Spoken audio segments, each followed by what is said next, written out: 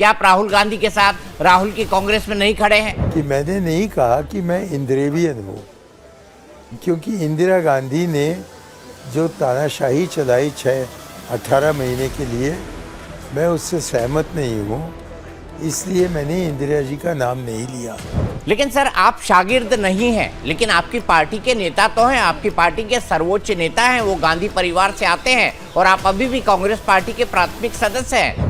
मैं ये सब स्वीकार करता यदि मुझको थोड़ी सी जगह कहीं कांग्रेस में दिया जाता। या ये कह रहे हैं कि मल्लिकार्जुन खड़गे जी और मेरी उम्र में ज्यादा अंतर नहीं है, लेकिन वो कांग्रेस पार्टी के राष्ट्रीय अध्यक्ष हैं, तो आपके दिल का दर्द तो निकल के सामने आ रहा है ना मणिशंकर अय्यर? कि जबकि मुझे बताया जाता है कि आप एमपी पद से हटिए क्योंकि आप ज़्यादा बुजुर्ग हैं और कांग्रेस में आपका कोई जगह नहीं रहा क्योंकि आप बहुत ही बुढ़े हो। लेकिन वो सुकून कांग्रेस को तो रास नहीं आ रहा है सर, वो कांग्रेस को लगातार रसातल में डुबो रहा है और राहुल गांधी लगातार 95 चुनाव हार चुके हैं। आप मुझसे क्यों कह रहे हो? आप सीधा जाकर राहुल जी से कहिए। मेरा तो कोई वार्तालाप राहुल जी से होता नहीं है। नमस्कार दोस्तों, मैं हूं दीपक चौरसिया और पॉइंट ब्लैंक में आपका स्वागत है। इस कार्यक्रम में हर हफ्ते हम आपको एक ऐसी शख्सियत से मिलवाते हैं जो इस हफ्ते का न्यूज मेकर रहा हो, और इस हफ्ते के न्यूज मेकर है मणिशंकर अय्यर, जिन्होंने केरल में बात कही कि वो नेहरूवियन है, वो गांधीयन है, वो राजीवियन है, लेकिन वो राहुलियन नहीं है। मणिशंकर अय्यर के बयानों के चलते हमेशा से देश और कांग्रेस के अंदर विवाद होता रहा है। मणिशंकर जी, सबसे पहले मेरा सवाल यह है कि आपने हाल ही में केरल में कहा था मैं गांधीयन हूं, मैं नेहरूवियन हूं, मैं राजीवियन हूं, लेकिन मैं राहुलियन नहीं हूं। इस बयान के मायने क्या हैं और आप क्या जताना चाहते हैं? क्या आप राहुल गांधी के साथ राहुल की कांग्रेस में नहीं खड़े हैं? नहीं, मेरा मतलब ये था कि जब मैं 6 साल का था और मेरे छोटे भाई 4 साल के थे, तो हमें ले गए थे महात्मा गांधी से मिलने, और गांधी जी ने हम दोनों को अपने बाहों में लेकर कहा कि ये मेरे आंखों के सूरज और चांद हैं, इसलिए मैं गिरद हूँ। और फिर मैं 6 साल का था जबकि जवाहरलाल नेहरू प्रधानमंत्री बने, और मैं 23 साल का था जबकि उनका देहांत हुआ। तो पूरे 17 साल जबकि मैं स्कूल में था, कॉलेज में था, जबकि मैं कैम्ब्रिज गया था, तो हमारे प्रधानमंत्री नेहरू जी थे और हम उनके बड़े शागिर्द थे। आपने देखा होगा, नोट किया होगा कि मैंने नहीं कहा कि मैं इंदिरेवियन हूँ, क्योंकि इंदिरा गांधी ने जो तानाशाही चलाई 18 महीने के लिए, मैं उससे सहमत नहीं हूँ। इसलिए मैंने इंदिरा जी का नाम नहीं लिया। लेकिन हाँ, ज़रूर मैं राजीव जी का नाम मैंने लिया, क्योंकि वो मेरे ही जनरेशन के हैं, और जबकि मैं उनके साथ मैंने काम किया तो मुझको बिल्कुल हैरियत हुई कि कितना ये व्यक्ति जानता है और कितने नए नए कदम उठाने के लिए वो तैयार है। अब ये राहुल जी जो हैं वो मुझसे 30 साल जूनियर हैं। 30 साल। उनका उम्र ठीक वही है जो कि मेरी 3 बेटियों का है, तो मैं उनका शागिर्द कैसे बन सकता हूँ? तो ये था मेरा कहने का कि मैं राहुल जी की पीढ़ी का नहीं हूँ, इसलिए मैं अपने को राहुलवादी नहीं कह सकता हूँ, और कोई मायना नहीं था। और जो मायना आप इस पर लगाना चाहते हैं, आपको खुद ही, आपको आज़ादी है कि आप जो कहना चाहते हैं उसको कहें, लेकिन जो मैंने कहा ये है सत्य। लेकिन सर, आप शागिर्द नहीं हैं, लेकिन आपकी पार्टी के नेता तो हैं, आपकी पार्टी के सर्वोच्च नेता हैं, वो गांधी परिवार से आते हैं और आप अभी भी कांग्रेस पार्टी के प्राथमिक सदस्य हैं। उस हिसाब से वो आपके हाईकमान भी हुए, वो आपके नेता भी हुए और वो आपके लीडर हुए। मैं ये सब स्वीकार करता यदि मुझको थोड़ी सी जगह कहीं कांग्रेस में दिया जाता। मेरा एक ही पद है कि मैं कुंभकोणम शहर का पीसीसी मेंबर हूं और क्योंकि 7 और पीसीसी मेंबरान ने मुझको वोट दिया, मैं एआईसीसी में हूं। अब एआईसीसी में तकरीबन 10,000 लोग हैं, तो मैं उनमें एक हूं। तो जबकि एक बूंद है और सागर उसके सामने है, तो वो कैसे कह सकता है कि बूंद का संबंध सागर से है? पर तो बूंद बूंद से ही राहुल सागर गांधी बनता है सर। तो महासागर है और मैं बस एक बूंद हूँ। पर क्या कहा? बूंद बूंद से ही सागर बनता है सर। हमारे यहाँ पुरानी कहावत है हिंदी में। हाँ, लेकिन एक बूंद न हो तो तब भी सागर बन सकता है, और मैं बस एक बूंद हूँ, बूंद बूंद नहीं हूँ। ठीक है, आपसे शब्दों में जितना बड़ा मुश्किल काम है सर, लेकिन मैं आपसे यह समझना चाहता हूं, क्या मणिशंकर अय्यर जो केंद्रीय मंत्री रहे, जो कई महत्वपूर्ण पदों पर रहे, जो गांधी परिवार के सबसे नजदीकी लॉयलिस्ट में से एक रहे, क्या कांग्रेस में अपनी उपेक्षा से नाराज हैं? छोड़ो कल की बातें, कल की बात पुरानी। तो जो आप सवाल कर रहे हैं, 20 साल पहले मैं मंत्री था और तब राहुल जी 35 साल के थे। अब वो 55 साल के हो गए हैं और मैं 80 साल का हो गया। तो उनका कहना है कि ये बुढ़े बुजुर्गों के साथ मेरा क्या लेना देना, और मैं भी उनसे सहमत हूँ। जब मैं 55 साल का था तब मैं समझता था कि जो भी 85 साल का है वो तो अंग्रेजी में कहते हैं लॉन्ग इन द टूथ, तो उससे क्या मतलब है। लेकिन एक चीज़ मैं देखता हूँ कि मुझसे एक व्यक्ति हैं जो कि मुझसे 6 महीने उम्र में कम है, वो हैं आज के कांग्रेस प्रेसिडेंट। तो कुछ ऐसे 85 वर्ष के लोग हैं जो कि कामयाब हैं, और कुछ ऐसे हैं जिनको कि इंतज़ार करना पड़ता है कि दफ्तर का वक्त कब आएगा। लेकिन आपके मन में ये दर्द तो दिखाई दे रहा है ना, जब आप मल्लिकार्जुन खड़गे जी से अपने आप को कंपेयर कर रहे हैं, या ये कह रहे हैं कि मल्लिकार्जुन खड़गे जी और मेरी उम्र में ज्यादा अंतर नहीं है, लेकिन वो कांग्रेस पार्टी के राष्ट्रीय अध्यक्ष हैं, तो आपके दिल का दर्द तो निकल के सामने आ रहा है ना मणिशंकर अय्यर जी। नहीं, मैं ये कह रहा हूँ कि जबकि मुझे बताया जाता है कि आप एमपी पद से हटिए क्योंकि आप ज़्यादा बुज़ुर्ग हैं और कांग्रेस में आपका कोई जगह नहीं रहा क्योंकि आप बहुत ही बुढ़े हो, तो मैं कहता हूँ कि थोड़ा बहुत अन्याय मुझको लग रहा है कि वही व्यक्ति जो मेरे उम्र का है वो कांग्रेस का प्रेसिडेंट है और मुझको एक तरफा किया जा रहा है क्योंकि मैं उनकी उम्र का हूँ। मैं ये नहीं कहता हूँ कि मैं उनकी क्षमता का समान हूँ। मैं नहीं कह रहा हूँ कि मुझे कांग्रेस प्रेसिडेंट बना दीजिए। मैं बस इतना कह रहा हूँ कि क्योंकि मैं उस उम्र का हूँ तो मुझे कुछ इज्जत अफजाइएगा, कैसी संभव हो तो। आप जब केरल में थे तब आपने कहा कि यहाँ पर तो पिनराई विजयन की सरकार आएगी। आप नहीं चाहते कांग्रेस एक बार फिर से सत्ता में आए केरल के अंदर? मैंने स्पष्टीकरण दिया कि एक कांग्रेसिया की हैसियत से मैं चाहता हूँ कि यूडीएफ जीते, लेकिन एक गांधीवाद होने के कारण मुझको सत्य बताना चाहिए कि पिनयारी का जो सरकार रही है उन्होंने इतना अच्छा काम किया है कि मेरे मन में कोई शक नहीं है कि सत्य तो ये है कि वो ही तीसरे बार आएंगे।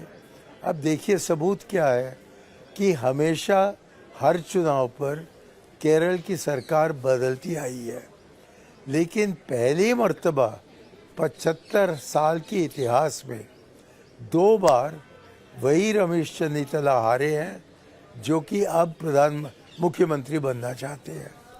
तो मुझको नहीं लगता है, ये हकीकत है, ये एक उपाय नहीं है, ये एक राय नहीं है, ये एक मशवरा नहीं है कि पिनराई की सरकार ने इतना अच्छा काम किया है, ख़ास तौर पर मेरे क्षेत्र में, मतलब पंचायती राज क्षेत्र में, कि मुझको नहीं लगता है कि एक पार्टी जिसका नेतृत्व कुत्ते बिल्ली जैसे लड़ रहा है आपस में, कि उनको वोट मिलेगा केरल के बहुत ही बुद्धिमान और पढ़े लिखे इलेक्टोरेट से। ठीक है, आपने आपने अपने बयान में यह भी कहा था कि मुझे निकालने की हिम्मत केसी वेणुगोपाल में नहीं है। केसी वेणुगोपाल को एक ऑर्गेनाइजेशन जनरल सेक्रेटरी के तौर पर आप कैसे देखते हैं? और मैंने तो सुना वो खुद केरल का मुख्यमंत्री बनना चाहते हैं। हाँ, वो भी मुख्यमंत्री बनना चाहते हैं। कोई भी नहीं है उसके नेतृत्व में जो अपने को नहीं समझता है कि मैं मुख्यमंत्री के पद के लायक हूँ। और जहाँ तक कि केसी वेणुगोपाल जी का सवाल है, उन्होंने ही मुझको फ़ोन करके कहा था सन 2019 में कि राहुल जी ने उनको निर्देश दिया है कि हवाई जहाज़ से ही मुझे फ़ोन करें, ये कहकर कि MK स्टालिन बहुत ज़िद में थे कि मेरी कॉन्स्टिट्यूंसी जिसका नाम है मयिलादुथुरई कि वो द्रमुक को देना चाहिए, और कि राहुल जी ने वेणुगोपाल से कहा कि आप मणिशंकर जी को फ़ोन कीजिएगा और उनसे कहिए कि गुप्त एक समझौता है मुझ में और स्टालिन के बीच में कि एक सीट राज्यसभा में कांग्रेस को दिया जाएगा और कि वो सीट मणिशंकर को हम देने वाले हैं, क्योंकि उनकी सीट का कुछ कुर्बानी हुई है। तो जबकि मैं दिल्ली वापस आया और मई महीने में चुनाव ख़त्म हुए और जून महीने में ऐलान हुआ कि तमिलनाडु से राज्यसभा का चुनाव होगा, तब मैं केसी वेणुगोपाल से मिलने गया। वाहिद अवसर है कि मैं उनसे मिला। मैं दरवाजे को खटखटाकर पीए की अनुमति लेकर मैं सामने खड़ा हुआ उस आदमी के सामने जो कि वल्लभ भाई पटेल के कुर्सी पर बैठे थे और जो कि अहमद पटेल और ऑस्कर फर्नांडिस से उन्होंने वो सीट के वारिस बने हैं। और वो मुझसे कहते हैं कि मैंने तुम्हें आगे से ही फ़ोन किया था और तुम पहुँचे नहीं। तो मैंने कहा कि आपका फ़ोन तो मेरे पास आया ही नहीं। उन्होंने कहा कि नहीं, मैंने फ़ोन किया था, अब आपके लिए कुछ काम नहीं है, यहाँ निकलो।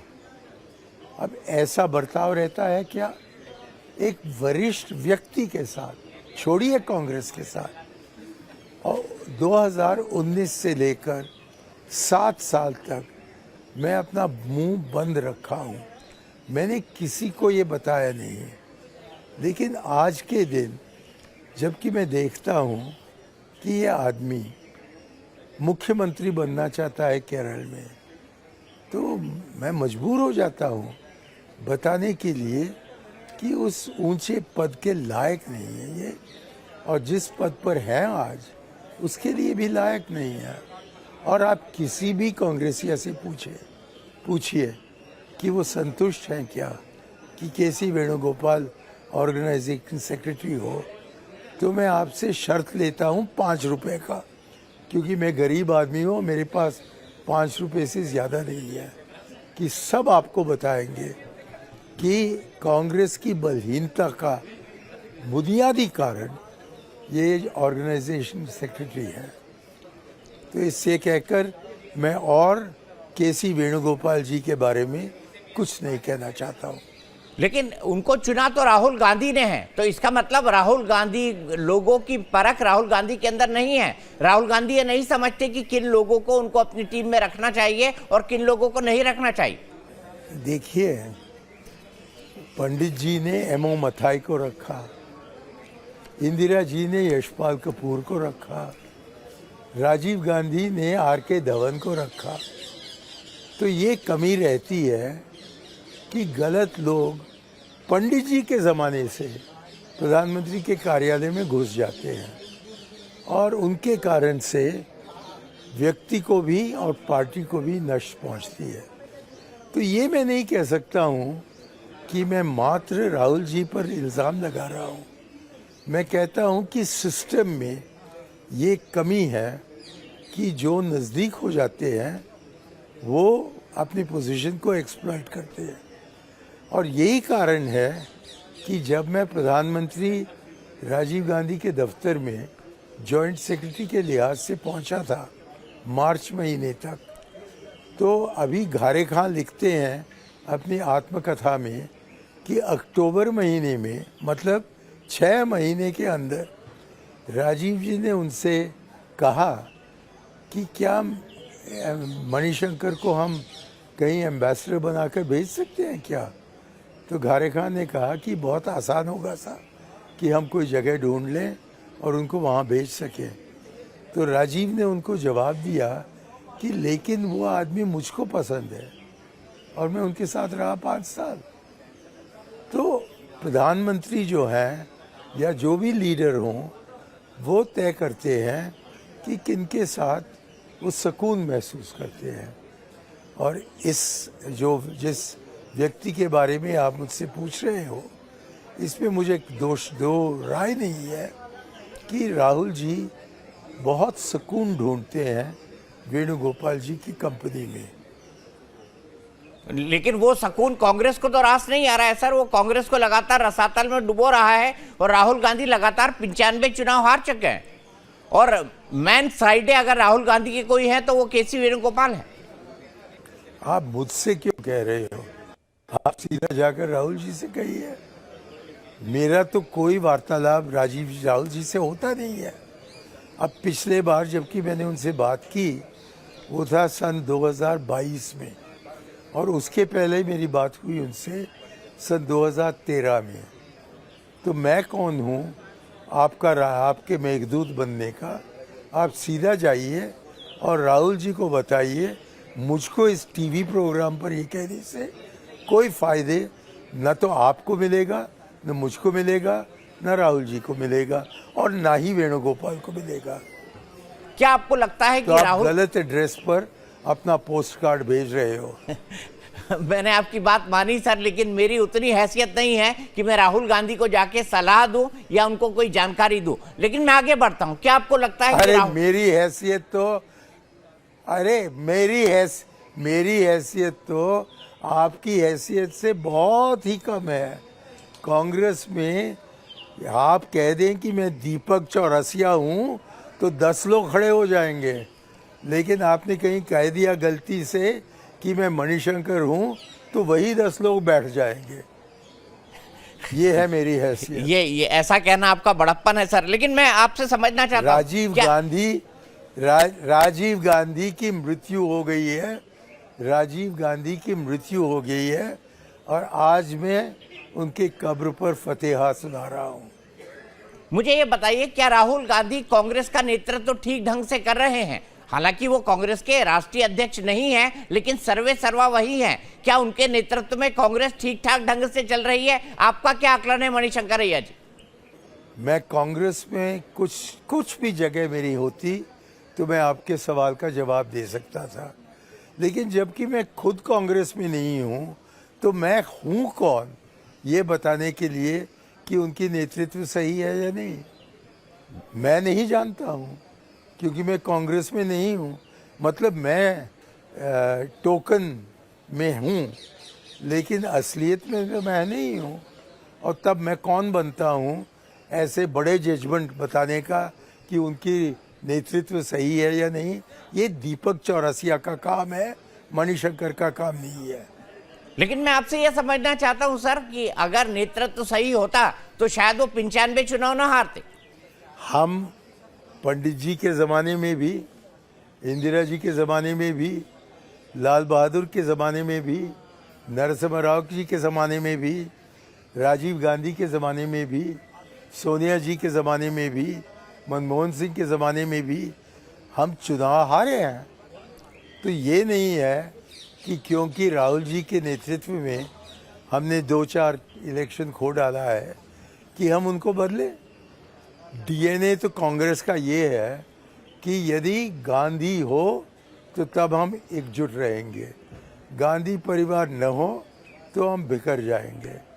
तो इसलिए दीपक चौरसिया जैसे लोग चाहते हैं कि गांधी हटाए जाए, क्योंकि यदि वो हटाए गए तो कांग्रेस ही नहीं रहेगी। आप अभी भी मानते क्या हैं, सवाल कर रहे हैं? आप अभी भी मानते हैं कि गांधी आप भी परिवार बड़े कांग्रेस का न्यूक्लियस आप है? भी बड़े सीनियर, उन्हीं के कारण तो कांग्रेस है आज के दिन। और जो भी इसको स्वीकार नहीं करते वो पार्टी को छोड़कर चले गए हैं। अरे ये शुरू हुआ था जयप्रकाश नारायण के ज़माने में, आप आगे जाकर चंद्रशेखर के ज़माने में, और भी आप आगे आइए तो ज्योतिरादित्य सिंधिया के ज़माने में। तो इसलिए कुछ नई चीज़ नहीं है कि जो लोग गांधी परिवार का नेतृत्व नहीं मानते हैं वो कांग्रेस को छोड़कर चले जाते हैं। वीपी सिंह ने क्या किया, आरिफ मोहम्मद खान ने क्या किया, अरुण नेहरू ने क्या किया। ये सब लोग कहते थे कि गांधी परिवार के सिवाय हम कांग्रेस को बचा सकते हैं, लेकिन खुद बच नहीं पाए।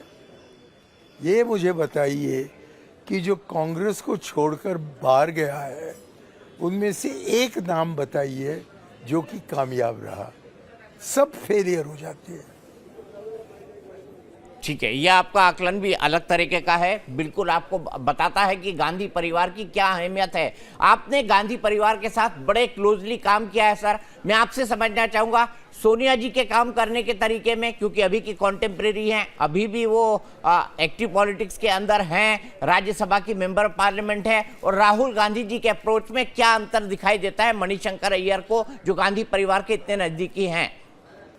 मैं सोचता हूँ कि जो गांधी जी या विलियम वेडरबर्न और ऑक्टेवियन ह्यूम ने जो कांग्रेस बनाया था 1885 में, और जिसके ज़रिए हमने आज़ादी छीनी अंग्रेज़ों के हाथ से, और जो कि पहले 17 साल में राष्ट्र निर्माण का बुनियाद लगाने में हम कामयाब रहे, वही एक पार्टी है जो इस देश को बचा सकती है।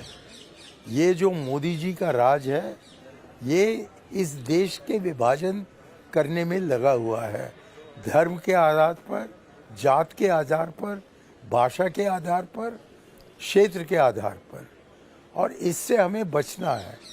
और बचाने के लिए वाहिद कांग्रेस है, और कांग्रेस तब तक ही रहेगी जब तक कि गांधी परिवार हमारे साथ होगा। तो इसलिए जो भी मेरे साथ निजी तौर पर हुआ हो, मैं कहता हूँ कांग्रेस पार्टी जिंदाबाद, राहुल गांधी जिंदाबाद, और मैं उनके खिलाफ कुछ व्यक्तिगत नहीं कहना चाहता। मैं समझता हूँ कि यदि मुझको कोई जगह दिया जाता तो मेरे राय मशवरे शायद वेणुगोपाल जी से अलग होते, और उससे शायद पार्टी को और कोई शक ही नहीं है कि देश को मिलता। आपको लगता है कि चूंकि आप गांधी परिवार को इतनी अच्छी तरीके से जानते हैं, आपको लगता है कि प्रियंका गांधी राहुल गांधी से बेहतर नेता हो सकती हैं, क्योंकि वो भी अब राजनीति के अंदर आ गई हैं? हमेशा एक चर्चा का विषय बना रहता है कि राहुल जी की प्रियंका, प्रियंका जी की राहुल जी। आपको लगता है प्रियंका जी राहुल गांधी से बेहतर नेता हो सकती हैं, बेहतर कम्युनिकेशन स्किल्स हैं उनके पास? देखिए, कोई प्रतियोगिता नहीं है प्रियंका और राहुल के बीच में। वो एकजुट है, जैसा कि लक्ष्मण और सीता थे। तो खाम ये मतभेद इन दोनों भाई बहन में बनाने के लिए आप प्रयास न करें, आप कामयाब नहीं होंगे। तो हमारी इस खास पेशकश पॉइंट ब्लैंक में ये थे कांग्रेस के वरिष्ठ नेता और पूर्व केंद्रीय मंत्री मणिशंकर अय्यर। अगले हफ्ते एक और नई हस्ती से हम आपको मिलवाएंगे पॉइंट ब्लैंक में। तब तक के लिए नमस्कार।